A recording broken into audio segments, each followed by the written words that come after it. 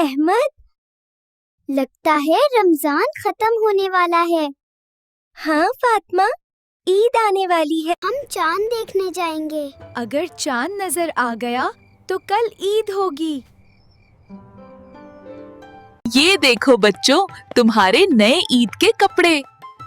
واہ، میرے کپڑے کتنے خوبصورت ہیں۔ ابو، عیدی بھی ملے گی نا؟ بالکل، عید پر سب کو عیدی ملتی ہے۔ کل ہم شیریں کھیر بھی بنائیں گے۔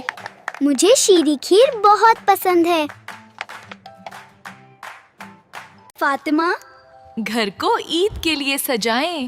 ہاں، تاکہ سب کو پتہ چلے عید آ گئی۔ عید پر ہمیں غریبوں کی مدد بھی کرنی چاہیے، تاکہ سب خوشی سے عید منا سکیں۔ عید مبارک امی، عید مبارک ابو، عید مبارک